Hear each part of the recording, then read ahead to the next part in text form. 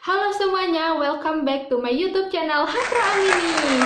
Nah, di video kali ini aku mau kasih sedikit tips dan trik belajar untuk persiapan UKMP 2DG. Jadi untuk persiapan UKMP 2DG, misalnya UKMP 2DG itu 100% ya. Nah, 30%-nya sebenarnya udah kita siapin dari kita S1 sampai profesi atau koasnya. Nah, bahkan OSC-nya juga udah kita lakuin semuanya di koas. Nah, 30%-nya lagi adalah persiapan kita menuju UKMP 2DG. Jadi, tips yang pertama adalah buat countdown to UKMP 2DG. Jadi, kayak hitung mundurnya gitu. Nah, kalian bisa buat di sticky note ataupun di buku catatan. Pokoknya countdown-nya itu harus terlihat oleh kita setiap hari. Jadi kita tuh bakal terpacu banget kalau misalnya kita yakin ini loh UKMP tuh udah di depan mata kita, udah tinggal hamin 15 hari atau hamin 10 hari.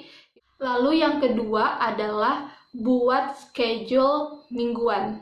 Nah, schedule ini tujuannya adalah kita tahu nih gambaran selama seminggu kita belajar apa, dan kita buat juga target-target dari perharinya, dari Senin, Selasa, Rabu, Kamis, Jumat, Sabtu, Minggu tuh kita buat.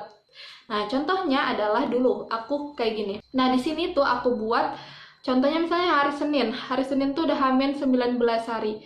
Nah, aku buat dalam sehari ini yang pribadi ya, bukan belajar sama teman-teman nge-zoom atau bahas soal sama teman-teman. Ini cuma yang khusus aku sendiri lakuin gitu. Jadi aku setiap hari itu setidaknya harus minimal nge-review 2 bidang ilmu. Ini terserah kalian ya, boleh 1 bidang ilmu, 2 bidang ilmu, sesanggup kalian. Kayak misalnya di sini BM dan radio. Selain aku review materi, dalam sehari itu aku harus ngerjain soal CBT atau TON tahun-tahun sebelumnya itu minimal 1 paket. Nah, lanjut ke tips ketiga. Jadi tips ketiga ini opsional ya. Buat teman-teman yang bisa belajar sendiri, nggak perlu ikutin tips ini. Tapi buat aku, menurut aku tips ini penting, yaitu ikut les offline ataupun online. Karena pertama, dari les-les itu kita dapat materi rangkuman ataupun inti-inti yang memang materinya itu adalah materi-materi yang tercakup untuk menunjang UKMP 2DG. Kita juga bisa ikutan tryout-tryoutnya. Selain itu juga kita bisa lebih terpacu ketika kita ikutan les bareng-bareng sama kawan.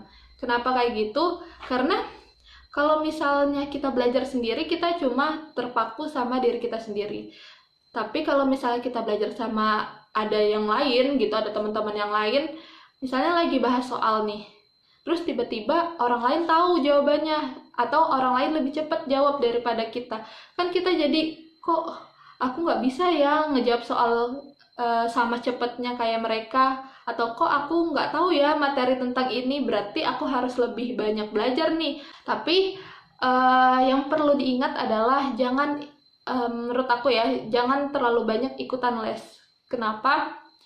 Ikutan 1-2 les boleh, cuma kalau misal kebanyakan kurang bagus ya, kita jadi kekurangan waktu untuk diri kita sendiri. Karena kalau kita belajar nih di tempat les, oke, kita dapat materi, tapi belum tentu kita bisa paham betul-betul atau ingat betul-betul apa yang materi yang diberikan oleh mentornya itu.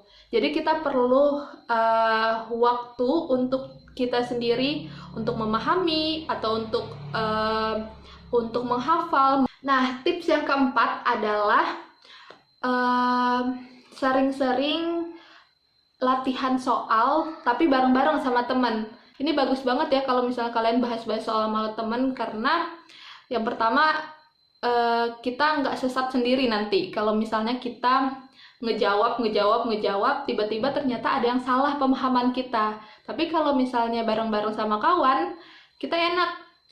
Kalau misalnya ada yang keliru, apa yang kita tahu itu bisa diklarifikasi atau bisa dibenarin sama teman kita yang lebih tahu tentang materi itu. Nah, jadi untuk tips yang kelima itu istirahat yang cukup dan makan yang bergizi. Istirahat yang cukup tuh perlu banget karena untuk kita nggak blank untuk besoknya. Karena kalau misalnya kita begadang, besoknya pas ada pembekalan atau pas kita ada bahas-bahas soal sama kawan, itu kadang-kadang kita blank, kita ngeliatin layar laptop, tapi kita kosong gitu. Kan itu percuma kan, sia-sia aja. Terus konsentrasi kita juga nggak full kalau misalnya kita kurang tidur. Teman semua, jika teman-teman ingin melihat latihan-latihan soal untuk ujian UKMP 2DG, latihan-latihan TON atau CBT yang tahun-tahun lalu, itu bisa teman-teman lihat di link di video ini. Linknya nanti aku tulis di description box. Tips yang keenam ini adalah 40% dari yang aku bilang tadi. Tipsnya adalah yang keenam ini, ibadah ditingkatin, berdoa, terus minta maaf ke orang-orang yang pernah kita nggak sengaja mungkin kita sakitin. Di sini aku tekanin untuk minta maaf ke orang tua, keluarga besar kalian gitu. Terus minta maaf ke teman-teman.